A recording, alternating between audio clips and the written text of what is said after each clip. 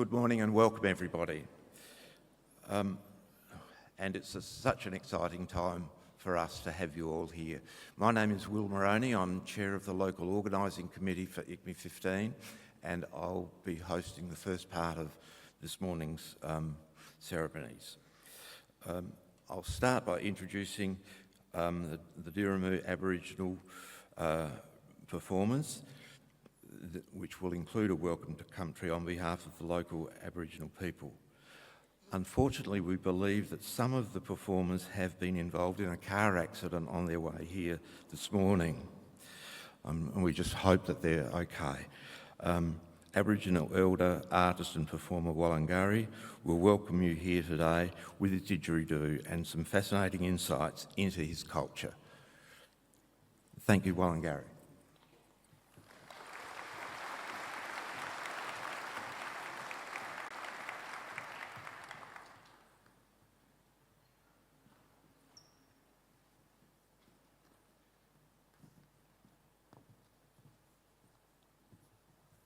Good morning. That's a bloody long walk from there, gee. My name is Alan Madden, Gadigal Elder. For my first song,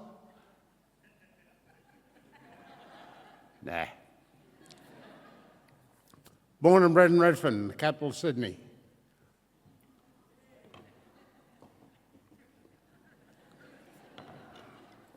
Aboriginal black, Redfern, follow Manly. No. Rabbitohs. Just to get the day started. I hear you fellas are good with numbers. Think of a number. Double it.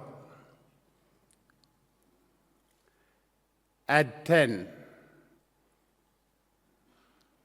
Halve it. Take away the first number you thought of. Leaves you 5.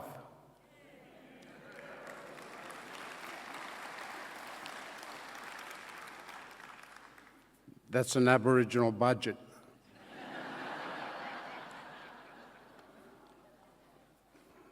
With the double is from the government and then the half and tax. Anyway.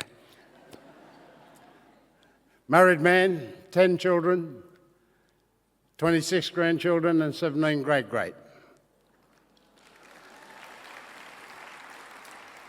Yes, we did have TV. Just couldn't afford the bloody electricity. Welcome to country to me is always an honour and a pleasure. Just to give you a little bit of an insight of where you are and who we are. As with all welcomes, firstly I'd like to acknowledge our First Nations and traditional owners of the lands that you may have come from or work upon and pay my respects. To all our Aboriginal elders, all elders, past and present, also pay my respects. To all our Aboriginal and Torres Strait Islander brothers and sisters, from whatever Aboriginal or island nation you may have come from, welcome to Gadigal. And to all our non-Indigenous brothers and sisters here today, a very warm and sincere welcome to you to Gadigal. No matter where you've come from, whether it be across the seas, across the state or across town, once again, a very warm and sincere welcome to you to Gadigal. And as I've mentioned many times before, was, is, and always will be Aboriginal land. Only 3 things surer than that: coming, taxation and going. It's an honour and a pleasure to be here today to welcome one and all to Gadigal. Gadigal is one of 29 clans of the Eora Nation. The Eora Nation is bounded by nature's own, the Hawkesbury River to the north, the Peene to the west, and Georges River to the south. And in between those 3 mighty rivers is the Eora Nation. And in that nation, there are 29 clans. And the clan's land we're on today is Gadigal. On behalf of the Gadigal mob of the Eora Nation, once again, a very warm and sincere welcome to you. There's an old Aboriginal saying out there, I think it's very appropriate for you mob here today. They say, where there's a will, there's relatives.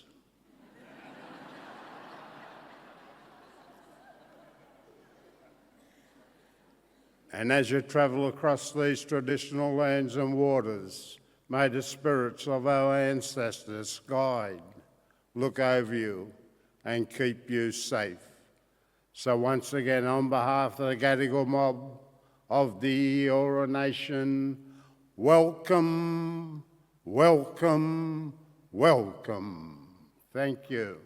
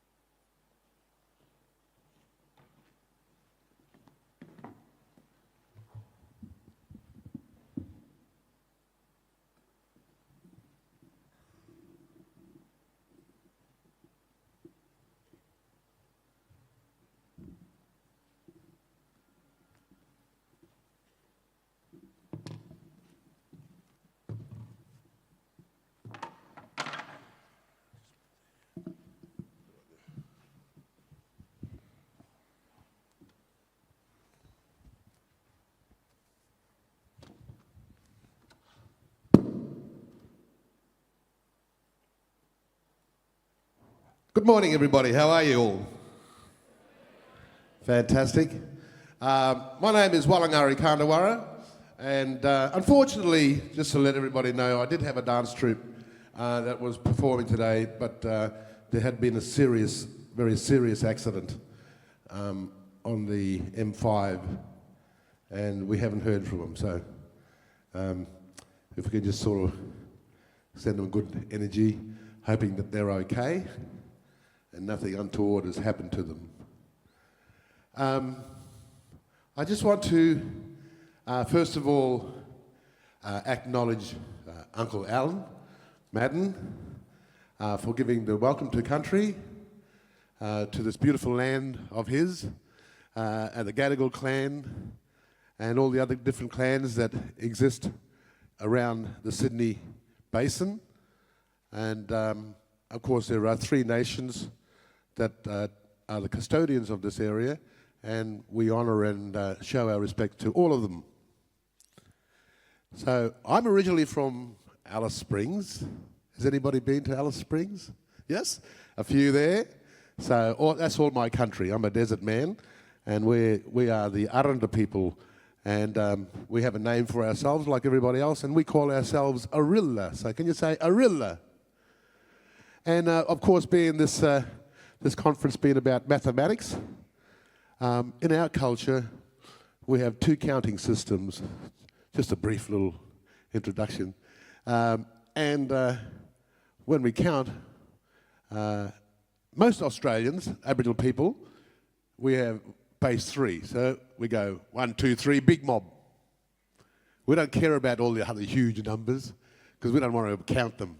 They're big mob.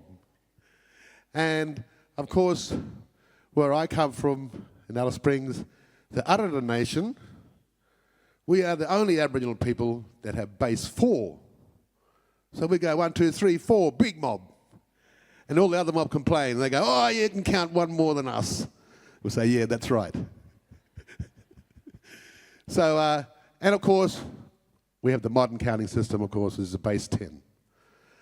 And so Aboriginal culture we've had to endure and, incorporate all these other different value systems amongst our cultures and incorporate them into our culture and make it work. So I've got some very interesting things that I want to show you, and I hope that you bear with me, and I hope that I can entertain you as well. So, but I want to begin by saying hello in the language of the families and Gadigal people. can we just give a little wave and say, Warrami? Warrami. And where I come from, because in Australia there are 800 nations, we have the smallest countries in the world, primarily because you don't need a big country to look after.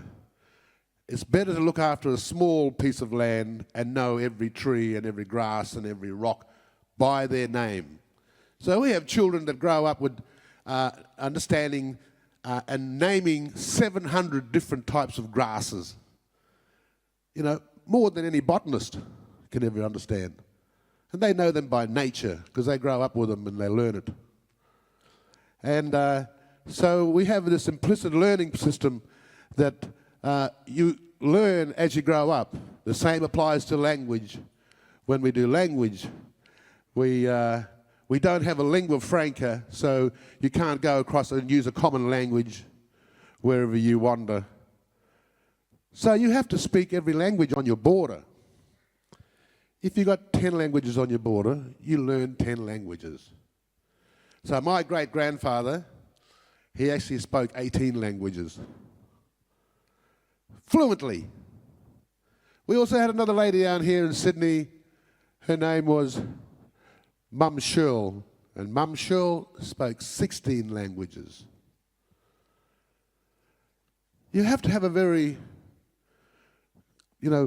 amazing mind to be able to distinguish the different languages and then at the same time apply them when you go to different countries and make sure that you don't say the wrong word. And they'll say, oh, that's not that word in our language, that's a different word.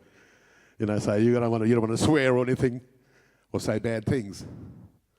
So I just want to hopefully give you a little bit of an insight into the beautiful cultures of this beautiful nation of ours, and a little insight into who we are. So before I do begin, I just want to play a little bit of didgeridoo, and just to give it a little blessing and bring in a good spirit here, and hopefully that spirit will go and find my dancers and make sure that they're okay. So without further ado, I'll just begin.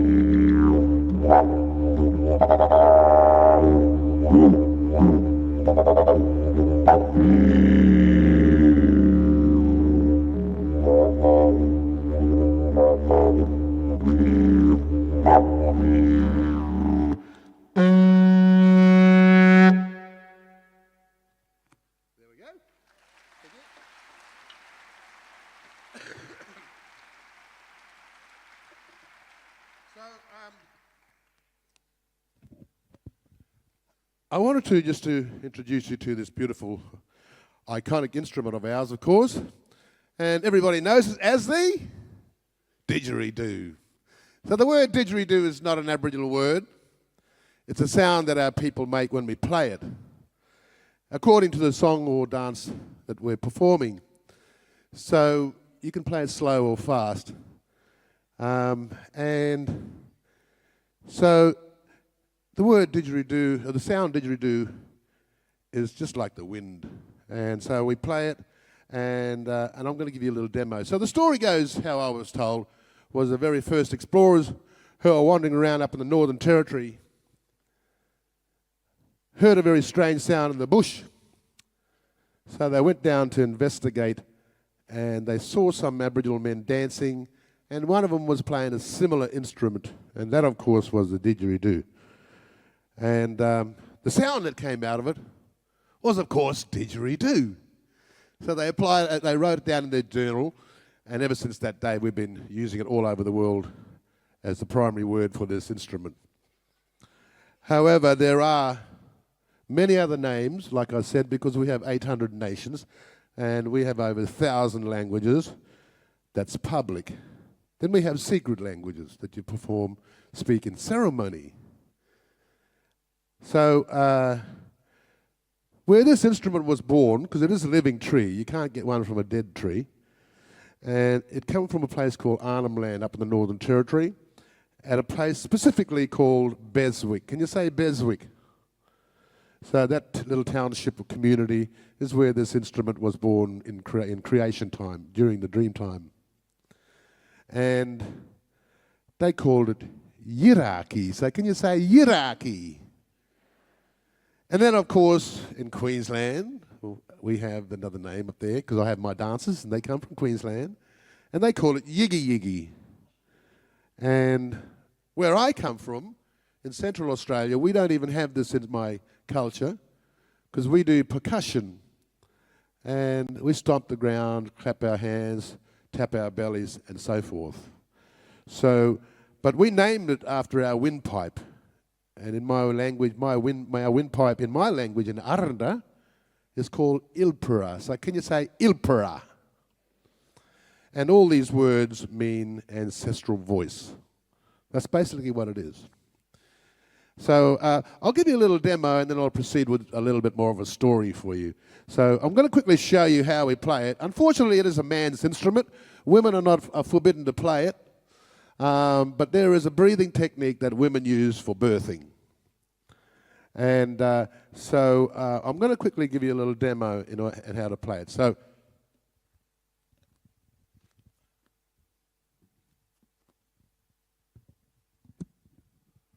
what I'm going to do is quickly show you. The first thing that we got to do is make the good old raspberry sound. And that, of course, is that one. So that gives us the vibration of the lips and makes the first sound.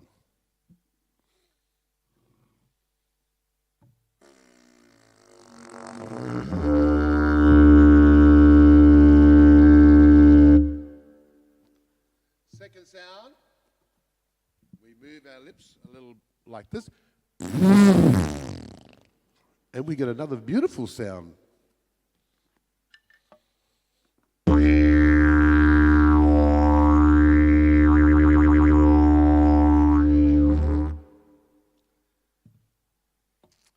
Then we use everything in our mouth, so we use our tongue, and we get the first beat. So a little rhythm and a beat.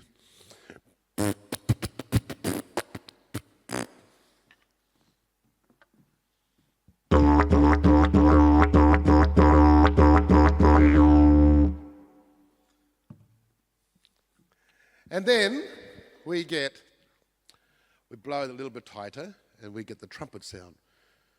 So when I play these sounds, this is the original sound for every wind instrument that's ever been made by humankind. These are the original sounds and the original beats from creation.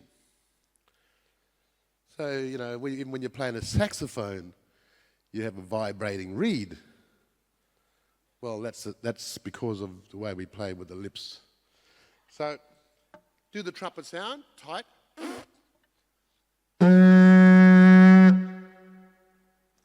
Then we'll get the octave.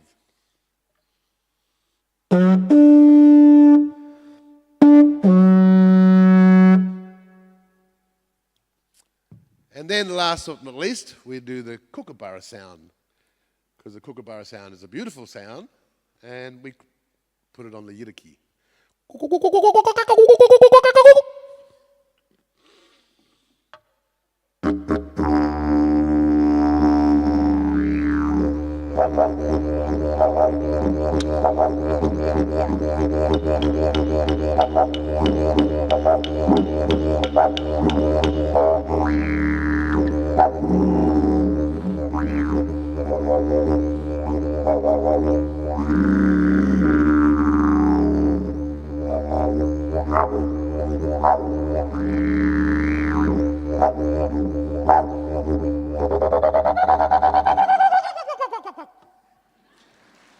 That's how we play it.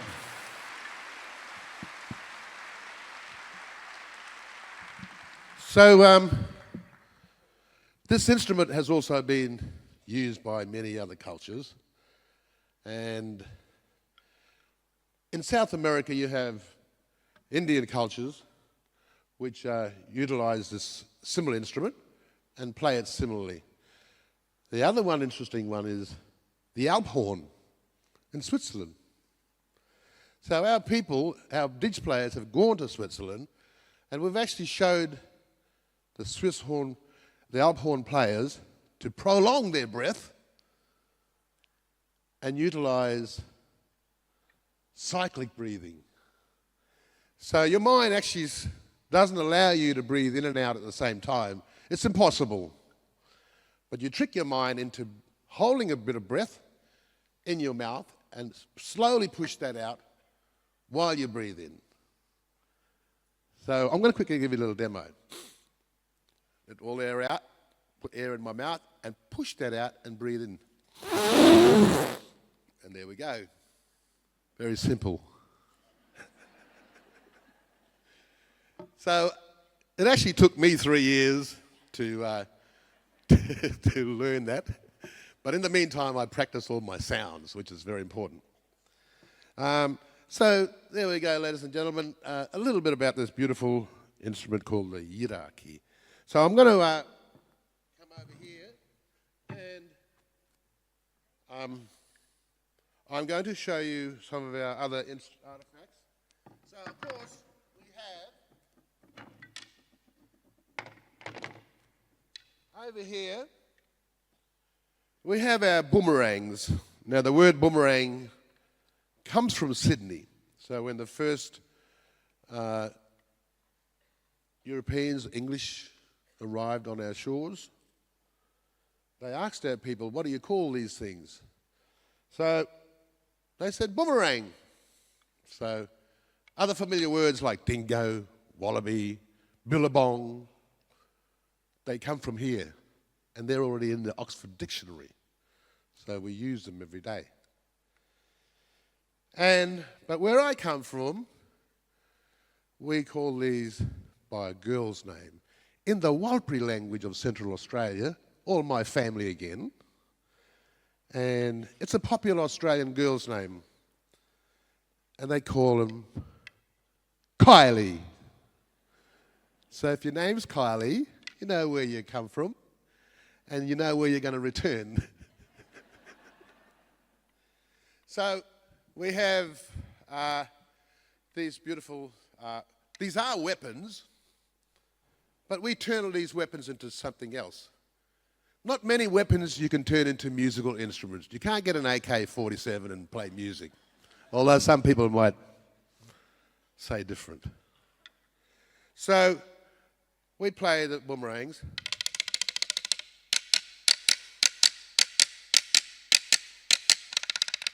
Like that. And these are men's clapsticks. So the ones that I was playing down earlier, they're the female clapsticks. And they come from, we call the name from Arnhem Land, in reference to the yiraki that I'm playing, and they call them bilma. So can you say bilma? That's the female one. And over here, and these are female boomerangs, by the way, because they come from the feminine part of a tree. All trees are divided into male and female, and the seeds are the babies, and the flowers are the children. That's how we see life. So these come from the branches. And of course, if you've got a branch like that, what you do is you chop it here, chop it there, you chop it down the middle, and you split, and you get a left and right boomerang. Because we have left and right handed people. So, and if you understand flight, so, you know, we're all learning about flight in school, and we learn that, you know, the Wright brothers invented flight. Well, I can tell you now, it's a misnomer. It's not true. We invented flight, and that's a fact. Because these are the original aerofoils. So we have an aerofoil that dates back to 10,000 years old. The oldest example of a flying instrument. And of course, it's not applied by birds. It's a different flight. It's more of like a glider, you know. Big birds, when they glide, they have that curvature and then flat underneath. So, of course, we use boomerangs for lots of things, like telling people what to do, like, go away, stop, sit down. And then we use it as a wave if you're stuck in a big crowd, so they can see you.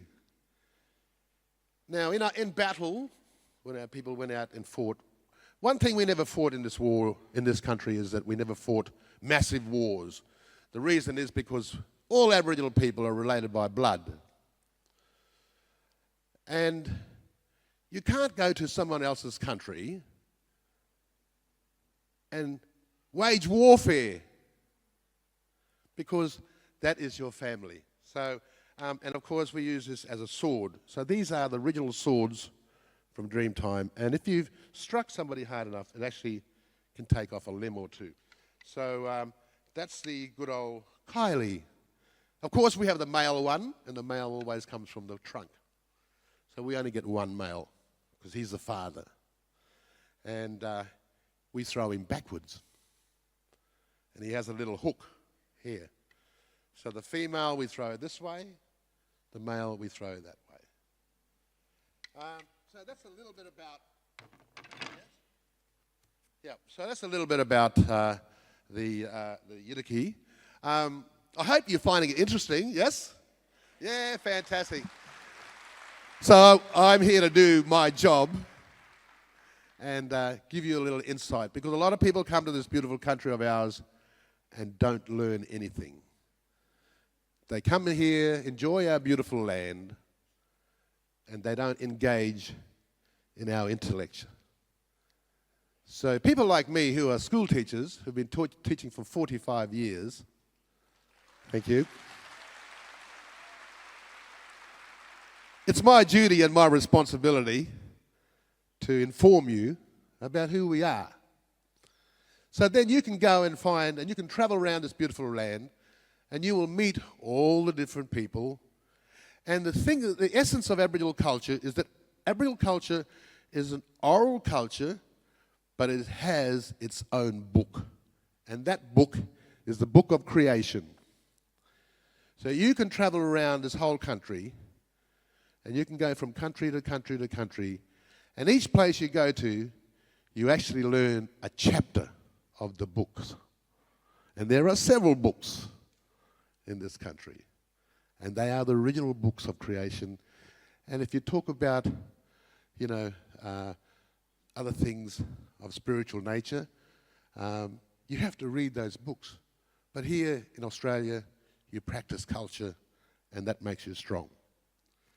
So, ladies and gentlemen, I could go on forever, because I love telling stories. But all I want to do is hope that you enjoy your time here in Sydney. You have a great experience, and I hope that your conference goes well and is successful.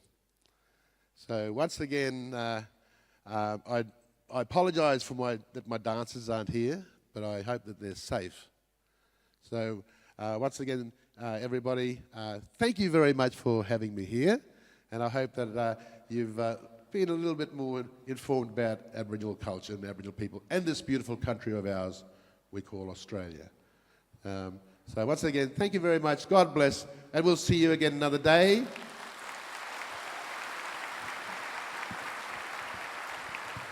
So we never say goodbye in Aboriginal culture. We always say, see you next time. Thank you very much. Take care. Bye-bye. Yes, thank you, Walangari. I should add that this is a special week in Australia, that it is a celebration of Aboriginal cultures, and I know that there are some activities happening in Darling Harbour which you might be able to take part in, evenings and so on. So thank you again, Walangari. I learnt such a lot from that, and I'm sure everyone did. I'd now like to introduce Professor Merlin Crossley to welcome us on behalf of our local host, the University of New South Wales. Thank you, Professor Crossley.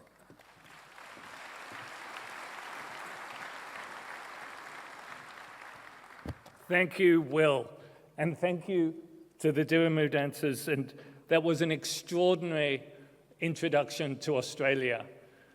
It is absolutely terrific to see everyone here, and I welcome you all, acknowledging the traditional people, the custodians of the land on which this hall is built, the Gadigal people of the Eora Nation. I welcome our special guest, Professor Cheryl Traeger, the Honourable Jerome Laxdale MP, Professor Hiraku Nakajima, Professor Frederick Lung, Professor John Mack, and I also want to thank Uncle Alan for his wonderful introduction. But most of all, I want to thank and recognise Professor Kim Beswick. I understand the didgeridoo was fashioned in a town called Beswick. Kim has been the leader of the School of Education at my university, the University of New South Wales, for many years. She's an organiser of this conference, and she's headed up the Gonski Institute of Education at UNSW, which aims for educational excellence and equity. My university, the University of New South Wales, has been going for 75 years. It is a wonderful community with a wonderful purpose. Those are the two things. Communities are hugely important. It is so good that you got an introduction to Australia. Australia is a special place. We look to Europe, we look to Asia, we look to America. We try to learn from everyone in the world, but we also look to our own Indigenous people to understand our history and what is special. It is so important that all 2,500 of you are here today, coming together in person rather than virtually, because you will remember this conference for all of your lives. I love mathematics, so I love communities. I think universities are wonderful communities, but their purpose is learning. And I love mathematics because it is a language that brings communities together, and it is the foundation of all learning. I think in Australia we're particularly grateful to the influence of people from Asia, because the Asian cultures clearly love mathematics throughout all of life.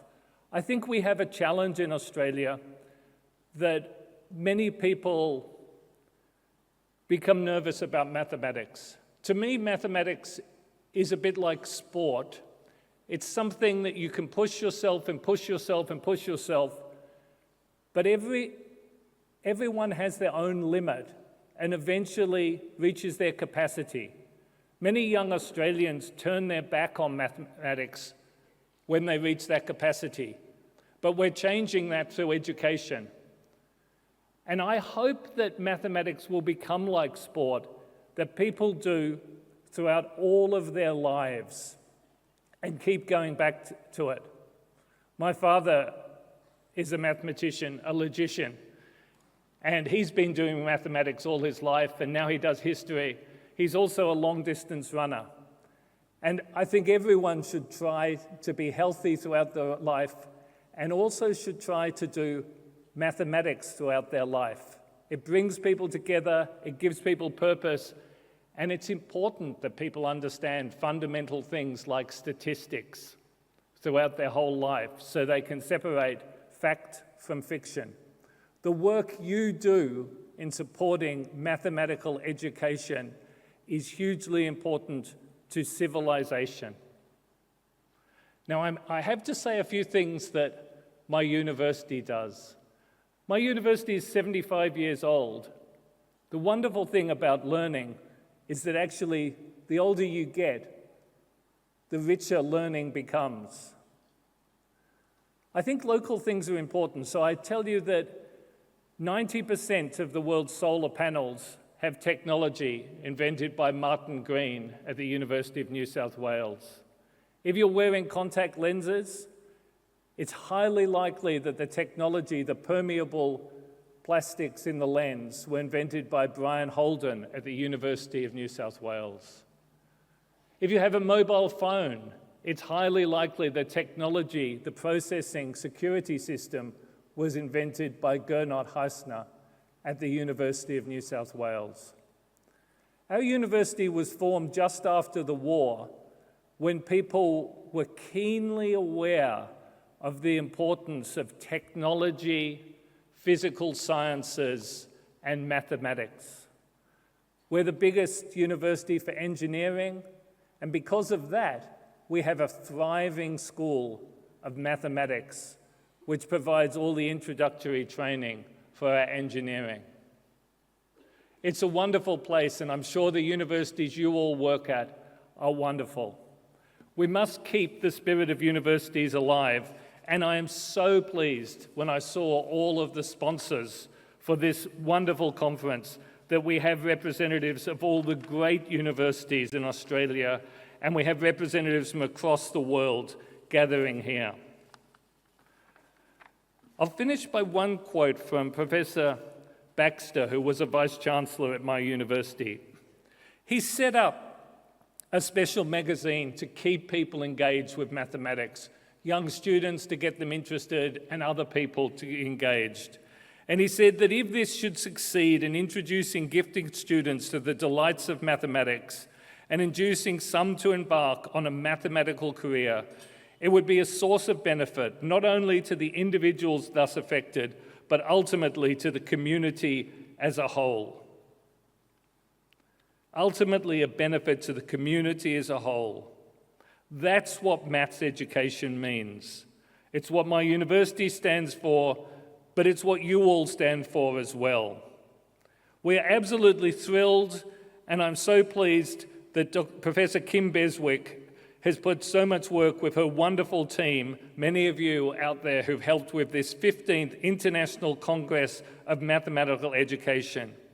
Thank you for being here. Welcome to Sydney. Have a wonderful Congress. Make new friends, have new ideas, and keep supporting civilization. Thank you.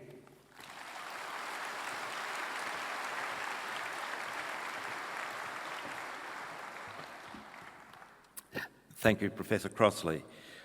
It's now a pleasure to introduce Professor Cheryl Prager, one of Australia's most distinguished mathematicians, to welcome you on behalf of the Australian mathematics community. Thank you, Cheryl.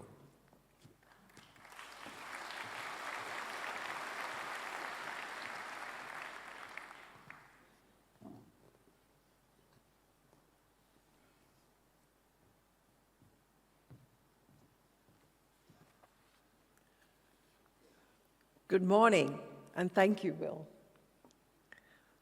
May I first acknowledge the traditional owners of the lands on which we're meeting, the Gadigal people, and pay my respects to their elders, past, present, and emerging, and also my respects to any First Nations people present today. And may I acknowledge Professor Crossley, Deputy Vice-Chancellor, University of New South Wales, the Honourable Jerome Laxale, MP, Member for Bennelong, and my colleagues, Professors Nakajima and Leung, Presidents of the IMU, International Math Union, and ICME, International Commission for Mathematical Instruction, and Professor Kim Beswick and Mr. Will Moroney, the convener and local chair of ICME-15. Ladies and gentlemen, how exciting it is to be here. It's my privilege and honour and my enormous pleasure to welcome you all to Sydney on behalf of the Australian Mathematical Sciences community. Indeed, I remember this Congress 40 years ago, ICME-5, in Adelaide. I was then a young 35-year-old professor of mathematics from the University of Western Australia. How exciting it was then to be learning so much about mathematics education internationally at the ICME-5. And since then, I've had an extensive coordination role between mathematics and mathematics education, including a 4-year term as Vice President of the International Commission for Mathematical Instruction, ICME. The whole of the Australian mathematical sciences community has combined to support the successful bid to bring ICME-15 to Australia this year, 2024. The bid was supported by many national mathematical organisations, including the Australian Mathematical Society, the Statistical Society of Australia, the Mathematical Education Research Group of Australasia, the Australian Association of Mathematics Teachers, the Australian Mathematical Sciences Institute, the Australian Maths Trust, as well as the Australian Academy of Science. And now we're here at a time of great national and global challenges, challenges related to climate change, food production, preserving the environment, having a safe, healthy and resilient population. We in Australia, as in every country, need to strengthen mathematics education to enable us to meet these challenges. Our children need to think logically and to solve problems to fit them for successful lives and careers. And our countries need these well-trained young people for new roles using modern technologies. All these technologies are underpinned by mathematics, and so we're here at ICME-15 to learn, to discuss, and to how best to provide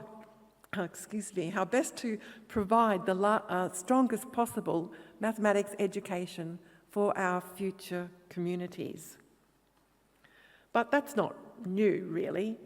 In 1984, when at ICME-5, I was the member representing tertiary education, so-called, at the then new Australian government body called the Curriculum Development Council.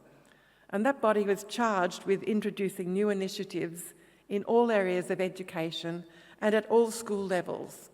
And for me, ICME-5 provided a huge learning experience about mathematics education internationally. And shortly after ICME-5, through the Curriculum Development Council, the Australian federal government and all the state governments came together to fund a national mathematics education program with a focus on professional development of mathematics teachers and problem solving. And now in 2024 at ICME-15, I find myself in a similar situation.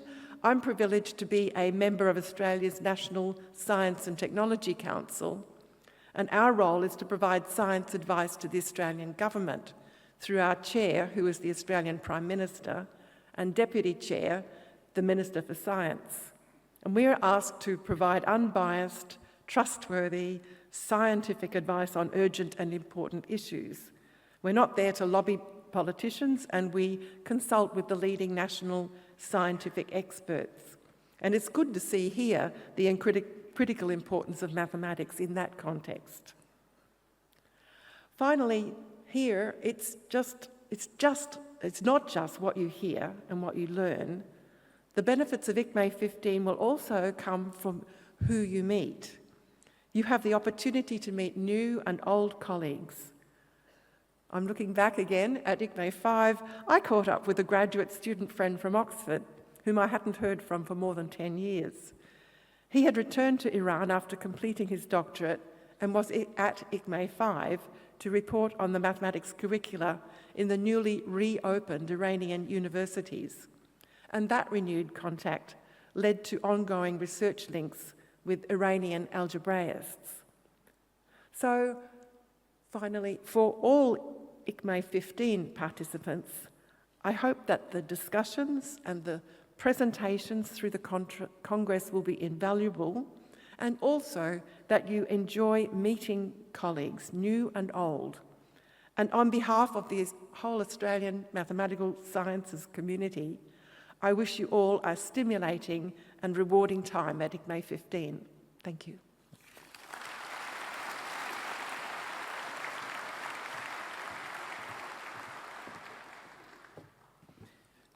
Thank you, Cheryl. I'd now like to introduce the Honourable Jerome Laxale MP, member for Bennelong, which is a local Sydney electorate, who will welcome you on behalf of the Australian Minister for Education. Thank you, Jerome.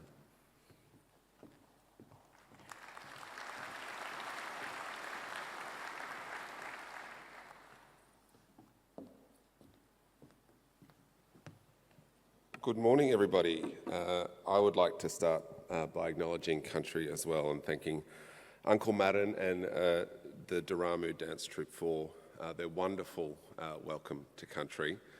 Some acknowledgements as well to Professor Hiraku Nakajima, Professor Attila Brungs, Emeritus Professor Cheryl Prager, Professor Kim Beswick, Professor Frederick Lung, Professor Crossley, Emeritus Professor Helen Forgas, and Professor Jean-Luc Durier. Thank you for having me here today. To the International Commission on Mathematical Instruction, International Program Committee, to the local organising committee and everyone involved for putting on this extraordinary event. My name is Jerome Laxale. I'm the member for Bennelong. Bennelong is a seat in central Sydney and is home to Macquarie University, for those who might have heard of that. I do note that Macquarie University isn't on this sponsor board here behind me, and don't worry, that's something I'll be raising with them. But I do note that the Australian government rightly is sponsoring this event, which is why I'm here today. I'm pleased to be representing the Australian Federal Minister for Education, Jason Clare, to open the 15th Quadrennial International Congress on Mathematical Education. Minister Clare sends his apologies. I've been told that there are 2,500 people here for this event, with more than 92 countries represented. So if each country were represented equally, there'd be 27.1739 people per country. I'm not quite sure what 0.1739 of a person looks like, but you can't argue with those numbers. There won't be any more maths in this speech, I promise. It's a great honour that Australia has once again been chosen to host this important event. Adelaide was the proud host of this conference 40 years ago in 1984. This year's tagline, "Come and be counted," is really nice. It's great to see so many passionate professionals here, from teachers and lecturers to researchers and curriculum developers, all showing up to be counted. Looking around, it's wonderful to see so many people sharing in the same passion, the advancement of mathematical education. Education is part of the Australian government's DNA. Education is powerful. Education changes lives. We share your passion to improve education for all, including maths education. We understand that education opens the doors of opportunity regardless of your heritage, your physical ability, or your socio-economic background. Education helps build better and more resilient communities. In Australia, it's the Albanese government's goal to ensure that students from all backgrounds have the same opportunities to excel at school, including in STEM subjects where many jobs of the future will lie. High-quality maths education is a key part of our education system and is critically important for Australia's current and future productivity. The Australian government has funded the Mathematics Hub, which has been developed and delivered by Education Services Australia, who are exhibiting at this Congress this year. The Maths Hub provides resources aligned to the curriculum for teachers, school leaders, carers and students. It also provides free, self-paced online courses for teachers of foundation to Year 10 students and a Year 1 number check. The most recent federal budget announced an additional 4 years of funding to continue delivering of several teacher resource hubs, including the Maths Hub. The Australian Government also funds the Resolve Maths by Inquiry program delivered by the Australian Academy of Science, which helps students learn maths in fun and innovative ways. And for early learners, the Let's Count program delivered by the Smith family aims to improve the mathematical capabilities of preschool children. Friends, we have a good education system here in Australia, but it can be a lot better and it can be a lot fairer. You all know it can be better, and the government wants to make it better. Right now, the Albanese government is negotiating the next National Schools Reform Agreement with our states and territories. We have put $16 billion in additional funding for public schools on the table, which would be the biggest increase in Commonwealth funding to public schools that has ever been delivered.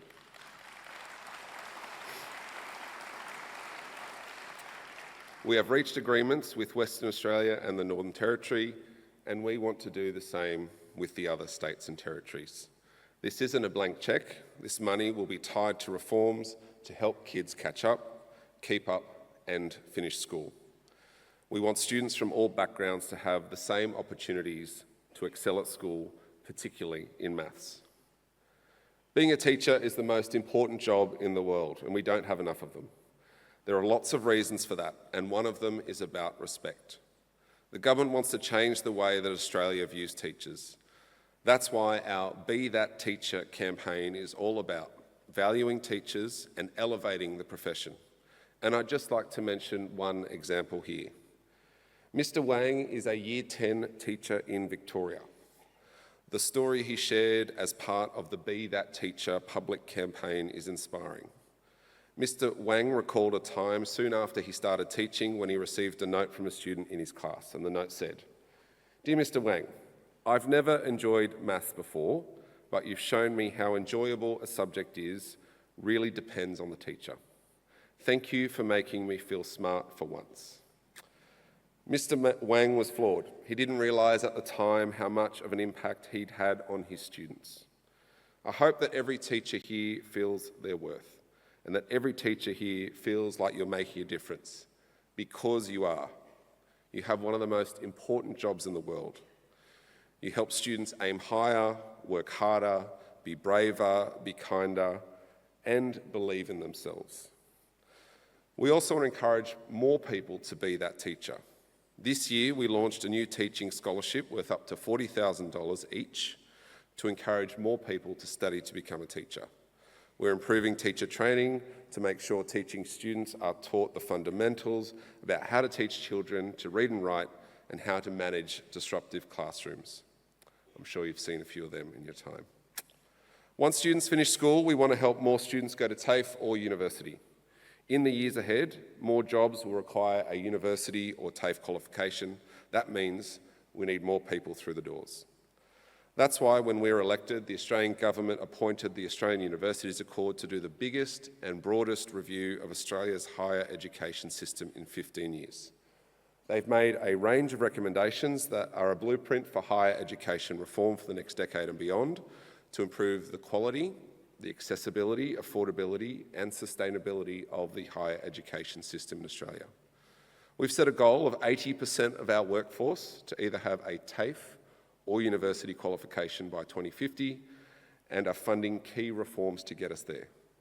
A big part of this is helping more kids from the suburbs and the regions get a crack at university and to succeed when we get there. This includes our most recent announcement of wiping $3 billion in HECS debt from more than 3 million Australians and funding paid prac for teaching, nursing, midwifery and social work students.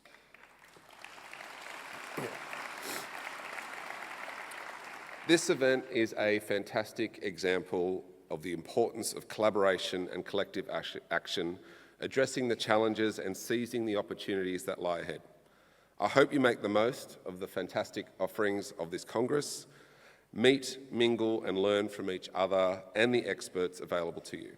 It's an impressive feat to claim 55 years of operation as the International Congress of Mathematical Education can claim. I wish the ICME all the best for the next 55 years, advancing mathematics education for everyone. Thank you.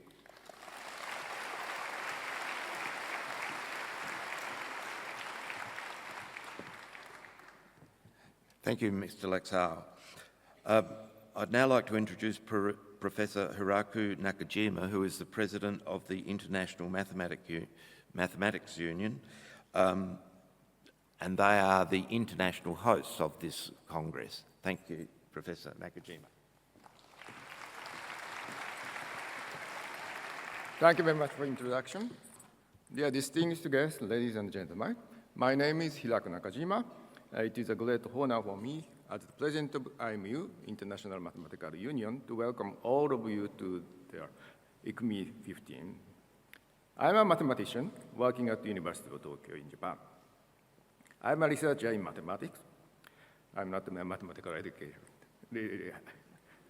I'm not a researcher in mathematical education. So I'm happy to explain my research if there are blackboard and chalks. But I forget to ask to prepare blackboard today.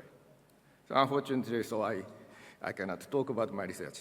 So I will talk about IMU and ICME instead. So ICME, International Commission for Mathematical Instruction, is an organization for mathematical education, while the IMU is more broad for mathematics. IMU covers mathematical research, like what I am doing. So ICME is a commission of the IMU, but it doesn't mean that the ICME is a part, sorry, I still make a mistake about ICME and ICME. So ICME is an association. So ICME is a commission of the IMU, but it doesn't mean that the ICME is a part of the IMU. IMU sends 3 members at ICME Executive Committee, like including myself, but ICME is operated quite independently, so we respect each other. I hope it will continue coming years. So let me talk about the Congress, which you are anticipating. IMU has its own Congress, the counterpart of the ICME, called ICM. So ICM will, next ICM will be in 2026 in Philadelphia in US. So it's both ICM and ICME are held every 4 years, but they are shifted by 2 years. Yeah, I attended several ICMs in the past.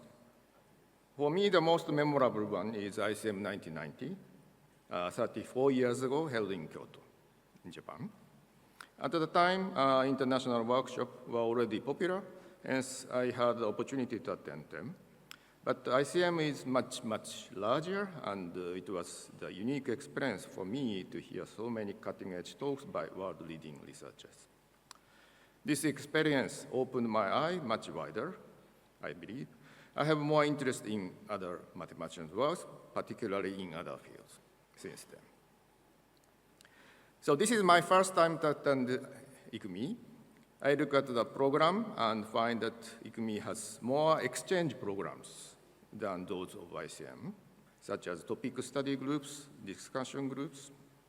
In ICM, we have a few session panels, but most of the programs are talks, therefore the knowledge flows in one direction. So at the ICME, the knowledge exchanges mutually, so I think this is very interesting, and I hope that many participants will enjoy these programs. Finally, I thank the local organizing committee for all works for preparing of the ICME-15. It is a great service for the community.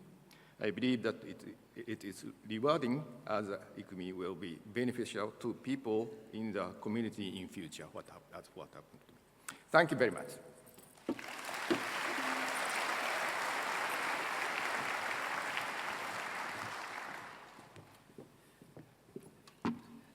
Thank you, Professor Nakajima. I'll now introduce Professor Frederick Leung, the President of ICME, who will formally open ICME-15. Thank you.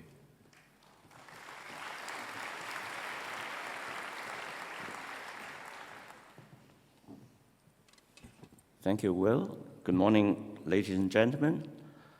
On behalf of the International Commission on Mathematical Instruction, or ICME, I would like to welcome you to this 15th International Congress of Mathematical Education, or ICME. So we all sometimes make mistakes. So ICME is the organization, ICME is the Congress or the conference. Now, ICME is held under the auspices and organized under the principles of ICME. The first ICME was launched in 1969 at the initiative of Hans Freudenthal, the 8th president of ICME. I'm the 19th president.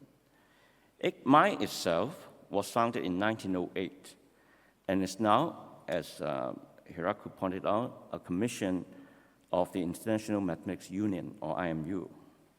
So what are the objectives of ICME, or ICME? Now, the ICME website says that ICME is devoted to the development of mathematical education worldwide at all levels, from primary to university level. But what is mathematics education? What is mathematical education? Now, of course, mathematics education is about mathematics teaching and learning.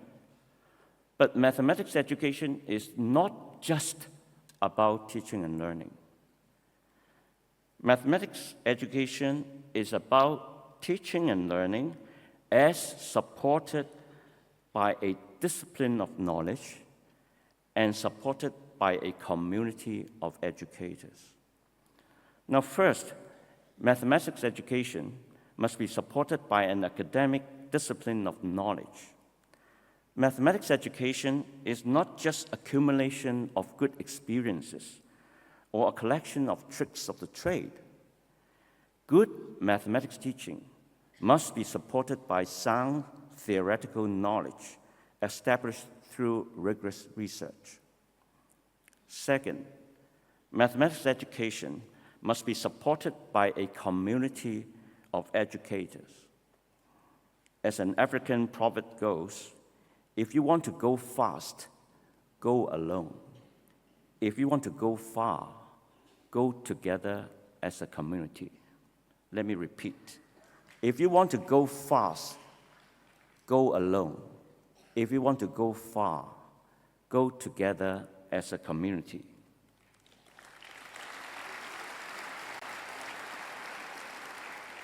In mathematics education, we do not just want to go fast. Yes, we want our teachers to be very efficient. We want our students to learn fast, but that's not the main thing. The main thing is to go far, for teachers to be knowledgeable in the profession, for students to learn deeply. The mathematics teacher is not a loner. She is part of a community of educators. Now, in ICME, we have both of these. We have both of these supports. We are a community of mathematics educators gathered together, and we share our research findings as well as the best practices on mathematics education. So this gathering of us at this particular ICME is the best manifestation of our affirmation that mathematics education is an academic discipline. Ladies and gentlemen, I hope you will enjoy this company of mathematics educators in this coming week at this very great Congress. And now, I declare the 15th International Congress of Mathematical Education open. Thank you.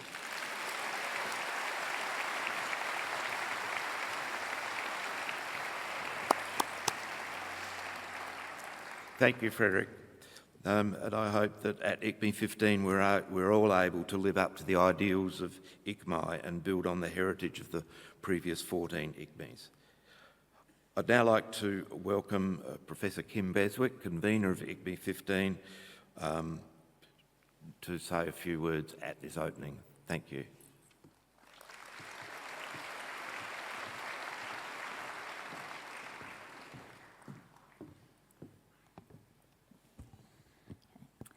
I'd like to begin by adding my acknowledgement of the Gadigal people of the Eora Nation on whose lands we're meeting, and pay my respects to their elders past and present, and to any Aboriginal and Torres Strait Islanders with us here today. I'd also like to thank our special guests, from whom you've already heard, Professor Merlin Crosley, Professor Cheryl Prager, the Honourable Jerome Laxale, Professors Nakajima and Leon. Thank you each for your support of ICME-15 over quite a few years and your kind remarks.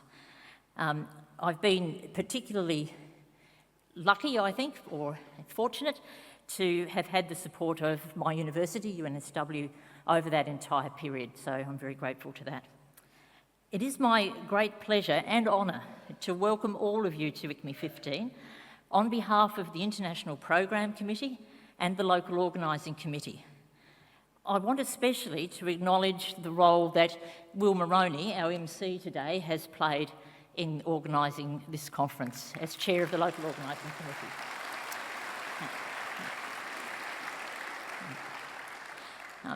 Will allegedly is retired, but I think he's never worked harder, so maybe he can retire next week. So thank you, Will. We are delighted to welcome 2,322 delegates, And I know we heard another number yesterday and another number earlier today. Our catchphrase of come and be counted, I think highlights that counting is not as simple as you might think. Depends what you count, when you count, who you count. So that's the number I have as of this morning. There are approximately 270 accompanying persons here as well, and we have delegates from 97 countries. As has already been pointed out, it's just the second time that ICME has been held in the Southern Hemisphere. So we're especially pleased that so many colleagues from the North have been able to come, and I'm sure my Australian colleagues and others in this time zone are very pleased to be at a conference and not be jet-lagged. So we're also especially pleased to welcome significant numbers of colleagues from our region, Southeast Asia and the Pacific, to whom a Congress in Australia is a relatively local event and therefore much easier to come to. We also have started the conference yesterday with the Early Career Researchers Day, and I must thank the organisers of that day as well, who've done a terrific job. There were 250 people registered, and they have not just organised a day for early career researchers, but have a whole program for those up-and-coming researchers who are the future of our endeavours, running right through the program. So welcome on behalf of the local organising committee in particular. Thank you.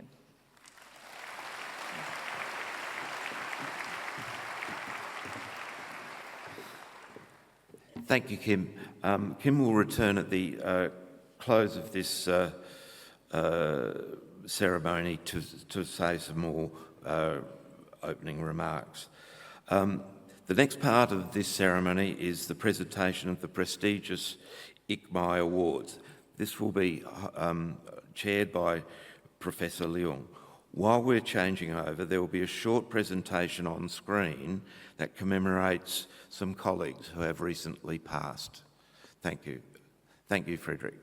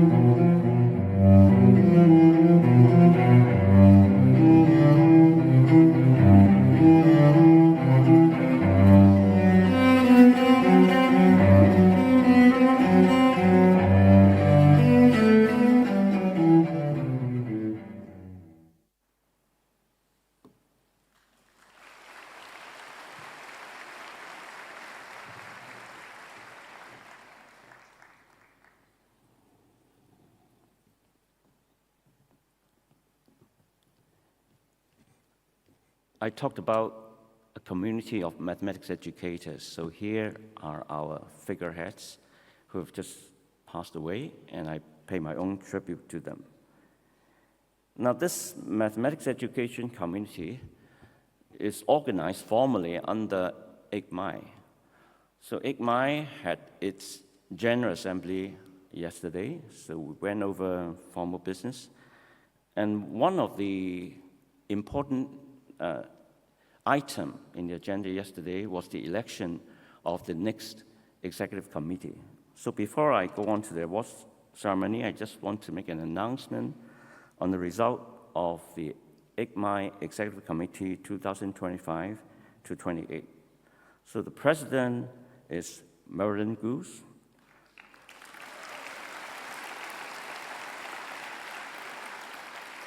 Secretary General Jean-Luc Doria. Vice Presidents Bettina Duarte and Jinfat Kai. There are 5 members at large: Mercy Kazima, Nuria Planas, Susanna Predica, Christina Sabina, and Rama Wami Ramanujan.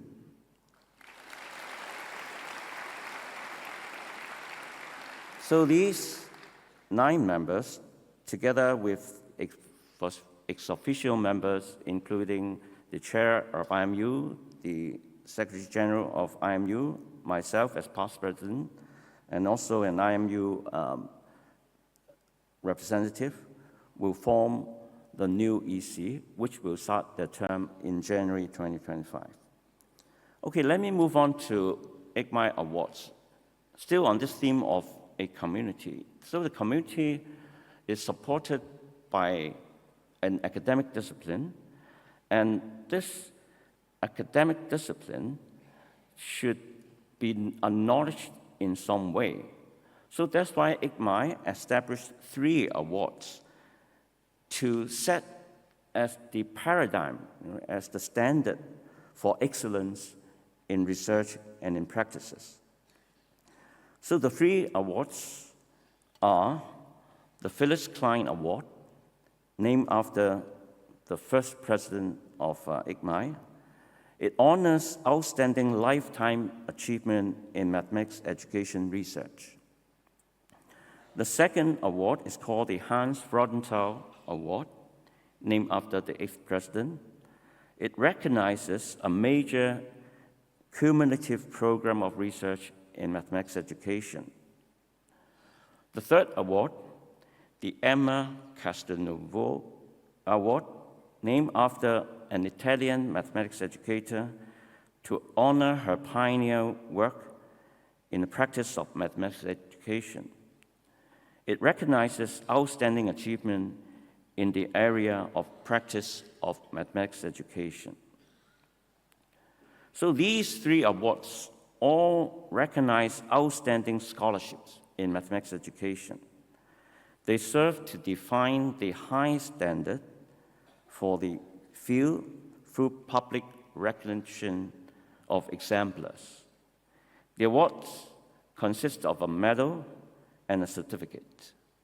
The awardees are also invited to deliver a lecture in the ICME. The process of selection of the awardees are as follows. So 2 awards committees were formed, each with a chair and 5 members.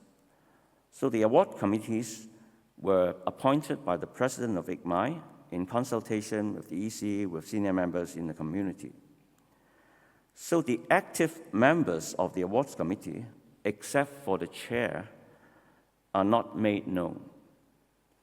Only at the time when the term of committee members expire are their names made public. The awards committees are completely autonomous once appointed. So although they are appointed by the president, once they are appointed, the president has no influence on their choice. They have full authority in selecting the awardees, and their decisions are final. They report to me as president of ICME, but their work is totally independent of me or the EC. Their work and their records are kept internal and confidential. The chair of the awards committee for the Felix Klein and the Hans Freudenthal Award 2024 is Alan Schoenfield. Now, unfortunately, Alan is unable to attend this ICME, so Professor Marian Goose and Professor Jill Adler will be presenting the 2 awardees on behalf of Alan. The chair of the award committee for the Emma Castelnuovo Award 2024 is Professor Helen Forsgate. May I now invite Helen to present the awardees for the C Award.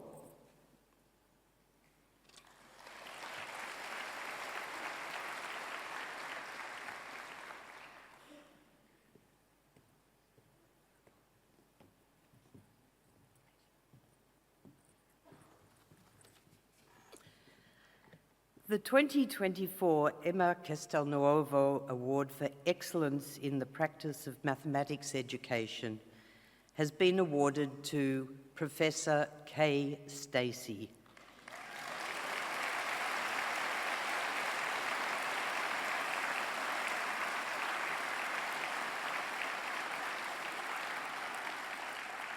It's been awarded in recognition of her more than 40 years of research-based design, development, and implementation of innovative, influential work in the practice of mathematics education.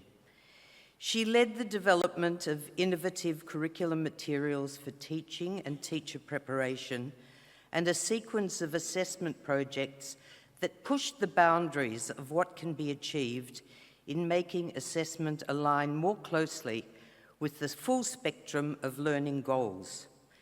These groundbreaking contributions have had a remarkable influence on the practice of mathematics education. Through over 40 years of creative work on important challenges in mathematics education, Kay Stacey has made major contributions in three main strands: the teaching of problem solving, the use of new technologies in mathematics teaching, the study of research knowledge on students' thinking and the embedding of this knowledge in the design of influential assessments in Australia and later worldwide. In each of these areas, she has turned her insight-focused research and that of others into tools for practitioners, using an exemplary process of imaginative design and careful, iterative development. Kay's work on these diverse themes has been unified by the strategies that underlie her strong research practice link: designing research projects that address topics central to mathematics teaching, active dissemination to teachers, and formal work in school curriculum and assessment. She has played a leading role in major research-based and curriculum projects at state, national, and international levels. For example, the Victorian Certificate of Education for Mathematics in the 1990s and 2000s, the ongoing development of the SMART tests for formative assessment, and as chair of the Mathematics Expert Group for PISA. For its initial 3 years, 2016 to 18, she was a director of the Resolve Mathematics by Inquiry project, a curriculum development project of the Australian Academy of Science. Kay Stacey has worked in university teaching and research roles for all of her career, with two short exceptions when she was working full-time in curriculum development. After a stellar undergraduate career in Sydney, she went to Oxford, producing a DPhil in number theory on sphere packing. She moved into teacher education in 1975 with a post in teacher education at Burwood State College, later to become part of Deakin University. There and on visits to England, she made contributions to both research and innovative design before, in 1989, she was appointed to the Foundation Chair of Mathematics Education at the University of Melbourne. Kay has over 400 publications, some of which have been translated into multiple languages and many suited to a teacher readership. She has been active in curriculum design and redesign for many decades, including leading the Victorian K-10 curriculum revision throughout the 1990s and as an advisor to the various Australian national curriculum revisions. Her research on new technologies has been especially significant in Year 11 and 12 mathematics. Major awards include the Australian Government's Centenary Medal for outstanding services to mathematics education, the Mathematics Education Research Group of Australasia Murga Career Research Medal, and a Fellowship of the Australian Mathematics Society. In 2017, she was awarded the prize for Lifetime Achievement in Educational Design of the International Society for Design and Development in Education, in recognition of her leading design role in major projects at state, national and international levels, including the Victorian Certificate of Education in Mathematics, the development of the SMART tests, and as chair of the Mathematics Expert Group for PISA. In summary, Kay Stacey's work has combined principled innovation in research, design and development with large-scale impact. The design components are original and the resultant materials are influential. For 40 years, she has performed excellent and influential work in the practice of mathematics education. She is an eminently worthy recipient of the ICME 2024 Emma Castelnuovo Award.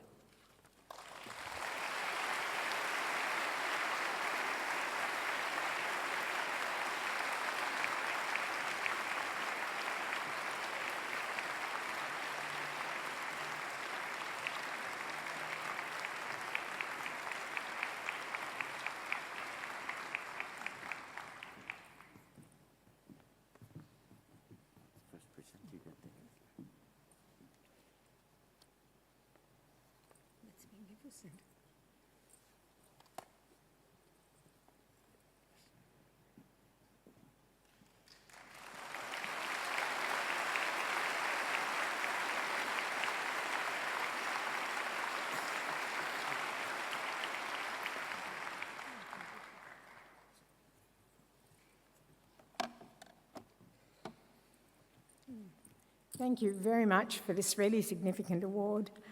I'd especially like to thank ICME, of course. The ICME conferences have been a really important part of my academic life, and they helped me show us what a wonderful worldwide endeavour mathematics education is. I need to thank the people who nominated me. It must have been a lot of hard work, so thank you ever so much. I have so many wonderful colleagues and collaborators, and so many wonderful students who, of course, all have ended up being my teachers as well. And I would like to thank them for the way that we've worked together to make good quality research, and they've always made it fun, and that's been a wonderful thing. I guess just finally, as I look around this room, I think there are so many people who really deserve this award, and I understand it shows you what an important worldwide event, worldwide endeavour mathematics education is, and to think that I know that people play all sorts of different roles, and many of those people are here, and so I'm very pleased that just in our role of teacher education and researcher, that our impact on practice has been recognised. So thank you ever so much.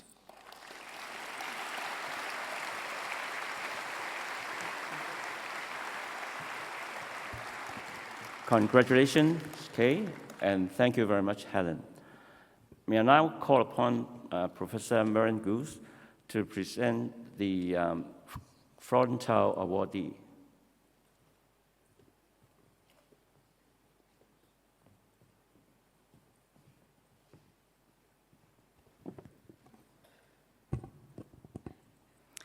The Hans Freudenthal Award, with which ICME honours innovative, consistent, highly influential and still ongoing programs of research in mathematics education, is awarded in 2024 to Professor Ole Skovsmose.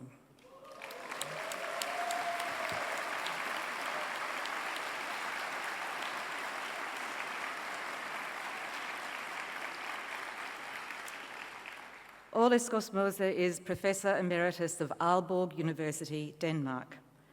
This award is given for his outstanding contributions to the very foundations of mathematics education through his career-long explorations of critical mathematics education, or CME. Skosmose's professional work springs from his experiences as a student and mathematics teacher. From 1968 to 1975, he studied mathematics and philosophy at Copenhagen University, while also working as a teacher at the Copenhagen Day and Evening Teacher Training College. His doctoral work at the Royal Danish School of Educational Studies drew inspiration from his personal experience that mathematics in classrooms tended to be oppressive for students, but that it was also possible for the teacher to bring alternative ways of working with mathematics that did not reproduce such oppression. His early doctoral writing was not looked on favourably because it lay too far outside of the disciplinary traditions. But he persevered and earned his PhD in 1982. A postdoctoral stay at Cambridge University with Alan Bishop in 1990 and 91 was crucial in shaping Skosmose's seminal book, Towards a Philosophy of Critical Mathematics Education. This comprehensive work was submitted to examination at the Faculty of Engineering and Science at Aalborg University for the degree of Doctor of Science, the highest research degree that exists in Denmark. Skosmose is the only Danish mathematics educator to have been awarded this academic title. Towards a Philosophy of Critical Mathematics Education lays out the fundamentals of CME. Broadly, that mathematics and mathematics education are rooted in the historical, cultural, political and economic structures of society. As such, they cannot be considered value-neutral practices, but rather deeply entangled in the production and reproduction of both goods and evils in past and contemporary inclusions and exclusions. Skosmose's lifelong contributions, including an extensive series of books beginning in 1994 and continuing to the present, have shaped this important area of mathematics education in two distinct ways. First, he has an extensive, sustained and creative authorship with a strong intellectual contribution in three topics: the possibilities and limits of school mathematics education practices, the functioning of mathematics in action as performative force in science, technology and society, and the philosophy of mathematics. These three topics together provide a comprehensive philosophy of critical mathematics education. Second, Skosmose has supported a number of communities around the world through academic exchange, collaborative research projects, and doctoral mentorship. This support has been crucial in the development of CME in different contexts. His work has had profound practical and theoretical impact in Denmark and translated mainly into Portuguese and Spanish, but also Greek, Turkish, and more recently, Persian. His work, originally against the grain of contemporary scholarship in mathematics education, is increasingly cited around the globe and amplified by research partnerships in contexts as diverse as Brazil and South Africa. Indeed, the very enterprise of mathematics education is fundamentally different now from how it was decades ago.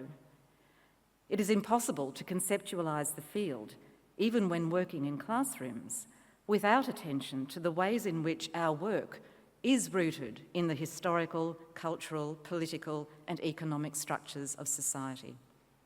This significant and ongoing contribution to our collective understanding makes Ole Skosmose an eminently deserving recipient of the Hans Freudenthal Award for 2024, but as Ole is not in attendance at ICME-15, the award will be accepted on his behalf by Paula Valero. Thank you.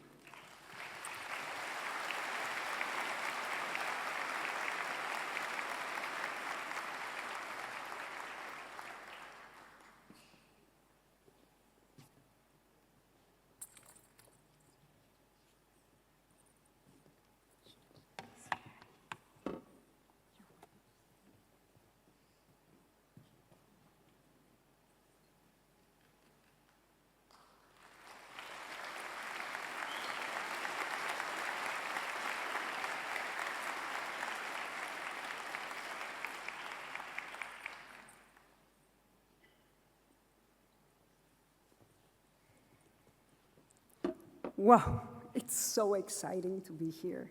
It's really, first, it's an honor to be here standing, talking to you, but on behalf of Ole. It's really a great joy to receive this Hans Freudenthal Prize on behalf of Ole, and I would like to thank the very many colleagues around the world who contributed to write the nomination. As a former student of Ole and researcher in critical mathematics education, this award not only acknowledges his work, but also confirms the importance of this program of research, particularly in times of increasing uncertainty, crisis, and need for critical reading and action on mathematics and mathematics education.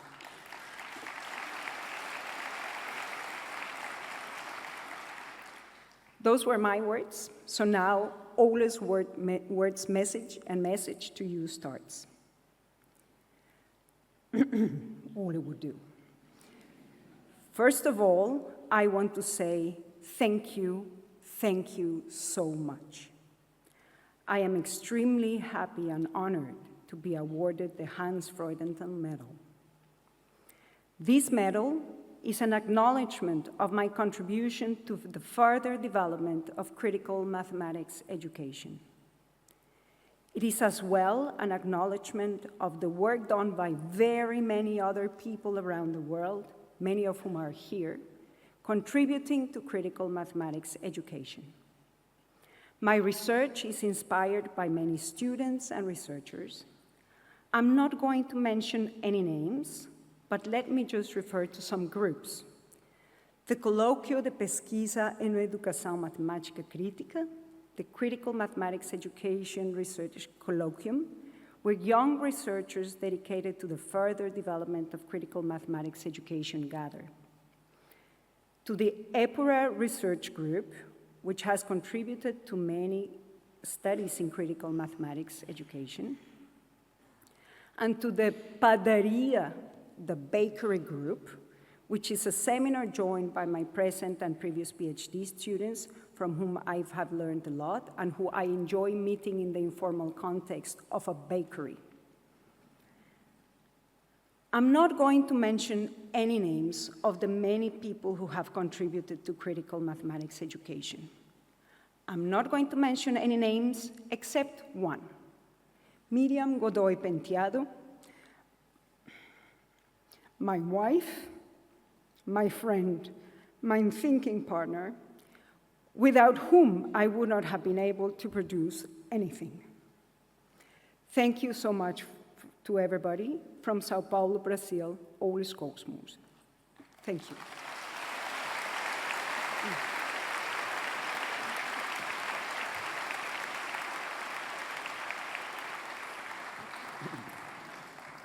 So congratulations to Ole, and thank you, Paula and Meriden, for helping. We will now invite Professor Jill Adler to announce and present the Klein Award 2024.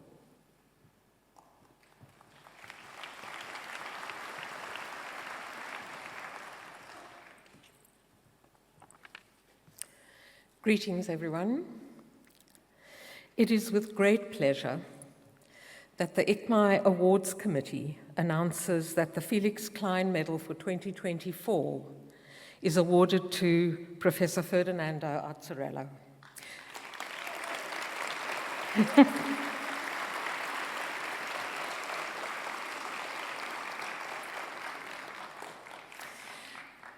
This award is in recognition of his more than 40 years of sustained, consistent, and outstanding achievements in mathematics education, research, and development.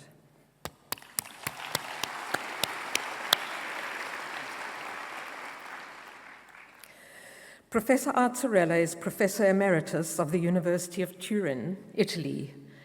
His work has been broad in theoretical and practical scope. It encompasses work that provides a basis for synthesizing major theoretical ideas, while at the same time being aimed at and having a significant impact on the research and teaching of mathematics. It has been deep and rigorous, with his broad perspective grounded in detailed analytic studies. His work is distinguished by broad collaborations, including with teachers, and by the ways in which he seeks theoretical groundings for empirical studies. Azzarello's theorizing has been multifaceted, expanding the boundaries of what is understood to be mathematical, and then building on those ideas in instruction. In his ICME-10 plenary lecture in 2004, for example, beginning with the meaning of mathematical objects in the classroom, he introduced the idea of cognitive space of action, production, and communication, the APC space, to frame how these meanings emerge and evolve in students with the help of the teacher. The components of the APC space, as he says in the paper, are the body, the physical world, and the cultural environment, namely the role of perceptual experiences and the interaction with the environment are put into relation with the cultural dimension. The title, Mathematical Landscapes, and their inhabitants' perceptions, language, theories, also reflects the tension that arises from students' phenomenological perception of mathematical processes and mathematics as a theoretical corpus embedded in a cultural dimension.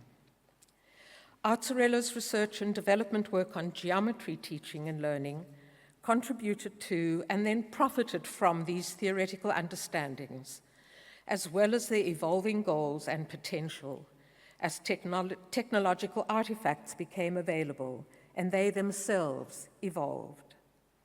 Early studies of student work using Cabri geometry software highlighted the semiotic grounding of developing understandings and the abductive character of reasoning in the domain. This is a key understanding in that proof in school is often being approached as a purely deductive topic, as opposed to the back and forth between induction and deduction that accurately characterizes the development of mathematical understanding. Indeed, geometric objects and their properties became more apparent during students' manipulation of them with increasingly sophisticated technologies. Azzarello and his colleagues produced both refined characterizations of the processes of abduction in the domain and instructional materials to support their development. In his more recent work, he highlights the subtle interplay between tool use and mathematical meaning-making in his notion of semiotic bundles. Azzarello's role in the development and implementation of networking theories must also be noted. In mathematics education, many research studies conducted in the same topic domain turn out to be incommensurate. With different specification of variables, such as instructional materials and practices, and outcome measures, for example, it has been difficult for the field to build robust, cumulative understandings. He was one of the founding members of the Bremen Networking Theories Group, a group of researchers that worked largely with video data and other artifacts he provided to find ways to network studies. Azzarello and colleagues developed a landscape of networking strategies that constitute a reference point for much subsequent research. Along with his engagement in scientific research, Ferdinando Azzarello has played significant institutional and leadership roles in mathematics education. The positions he has held reflect not only the respect of the community, they serve as documentation of the enormous amount of time and energy he has devoted to and expended for the benefit of the community. His institutional engagement is impressive at the local, national, and international levels. At the local level, he directed the Department of Mathematics, the Specialization School for Teachers in Piedmont, and the Doctorate School in Mathematics in the University of Torino. At the national level, Ferdinando is considered to be one of the founding fathers of modern mathematics education in Italy. His activity and influence led to the first PhD program for mathematics education in the country in 2002. He was president of the Commission for Teaching of Mathematics inside the Italian Mathematical Union. And beyond this, his service to the mathematics education community has been truly international and influential. For example, in his roles as president of both ICME and ICME. During his ICME term, he worked to improve inclusiveness in research, for example, in having ICME publications, specifically those related to the ICME studies and the camp activities, available to open access publications, and in creating the Emma Castelnuova ICME Award, which recognizes, as we've just heard, the importance of the practice dimension in mathematics education. In summary, Ferdinando Azzarella is an eminently worthy recipient of the Felix Klein Medal for 2024.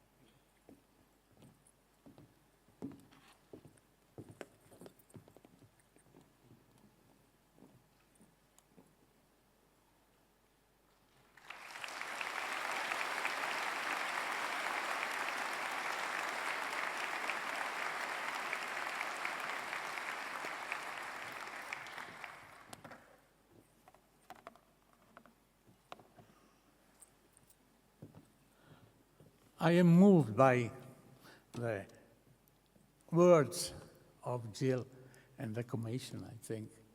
Too much, I think, of course. But thank you so much for that. In fact, during my life, I enjoyed to live mathematics as that discipline which connects you with the world, with the different cultural aspects which are unified by this language, even if they have their own specific authenticity within different countries. This is wonderful. It's a way of living things in such a way. So this is one aspect I try to put inside my research. The other aspects that influenced my life and my research is the fact that you can enter in contact with all these people, with all people who are working in the school, in the research in mathematics education, and to share with them ideas, programs, and you become part of a community which develops in the world, and that was exciting for me, more exciting than any other things. I have to thank all the people who work with me in this journey through mathematics and through its teaching. The many friends I have in different parts of the world, and particularly in Italy and in Turin, all of them, I owe a lot to them. And I owe a lot to all the students, the young and the older students I met and with whom I worked during my research. It is a wonderful journey I could do for this. And last but not least, I owe a lot to my wife, Anna Maria, who has supported a lot of things because I was away, I was not at home, I came later and so on, because she was able to give me the strength to do such sort of things. So, and I thank you all, the community of ICME, for giving me this remarkable award. Thank you.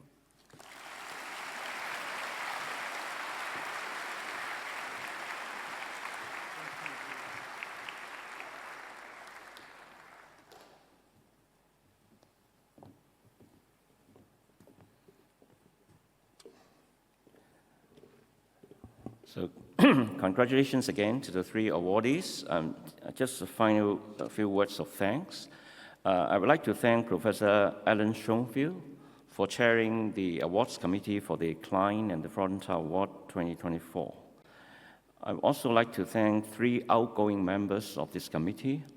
They are Professors Ravi Subramania, Natalie Sinclair, and Fulai Lin. Right? So they have been working on this committee for the past 8 years, so thank you for your work.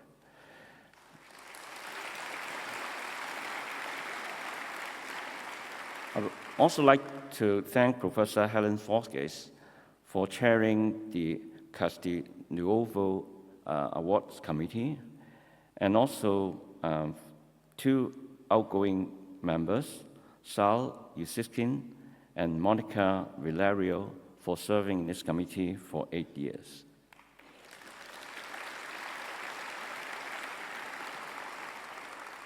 I also thank those committee members whom I cannot disclose their name. They're still working on these 2 committees, but they are working, hard in providing us with this nomination so that we can honor these individuals. I would also like to thank Professor Jill Adler and Maren Goose for standing in place of Alan, who is not able to come. So this marks the end of this part of the ceremony. I now hand over the time to Professor Kim Beswick, coordinator of ICME-15.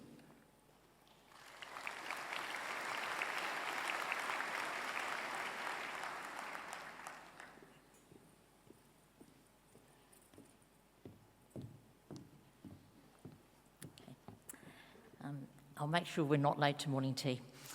I just want to just continue my remarks from earlier and mention that the International Program Committee and the Local Organising Committee have been working for more than 5 years to prepare for ICME-15, which is the first in-person gathering of this mathematics education community in 8 years.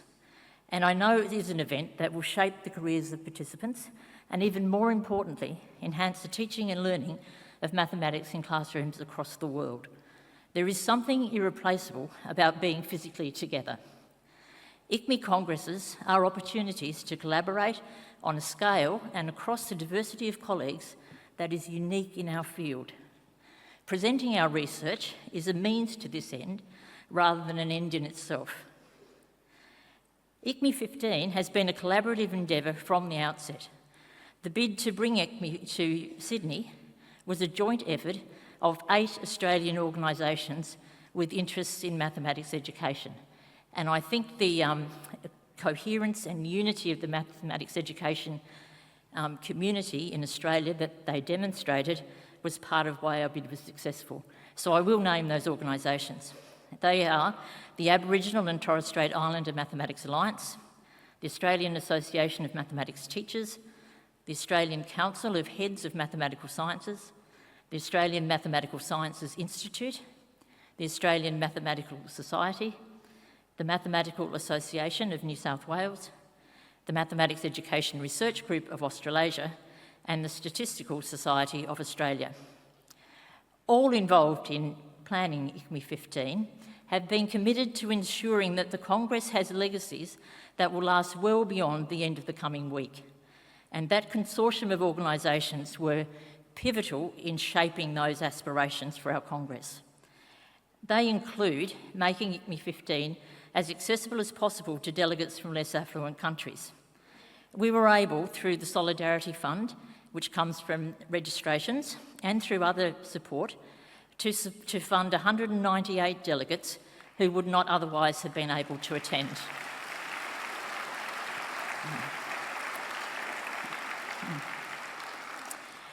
A further aspiration that we've been committed to and remain committed to is exploring how Indigenous mathematics informs global efforts in mathematics education.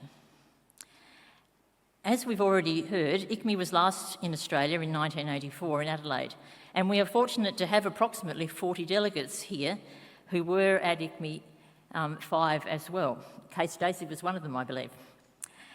All of them will attest to the career-changing impact of attending ICME 5. An important legacy of ICME 15, therefore, will be to support the emergence of the next generation of Australian mathematics educators. We are especially keen for ICME 15 to have impacts in classrooms, so we're delighted to have many teachers in attendance and are grateful to the teachers who have contributed to the organisation of several of the topic study groups that are running in this Congress. The expertise that they bring to discussions of the latest research will ensure that we remain mindful of our ultimate goal. Other innovations at ICME 15 include workshops that are truly interactive, having posters integrated into topic study groups, and you will have noticed the distinct absence of paper. We're relying on the app, and even the posters are electronic. Again, I want to thank our sponsors, particularly UNSW, for hosting the Congress. The other sponsors can be found on the banner and in the app. For the coming week, the focus is on renewing and initiating human connections. I urge you to engage fully, partake in generative discussions, enjoy the company of new and old friends, and consider how you can take what you are learning back to your own context and apply it for the benefit of mathematics learners everywhere. Thank you.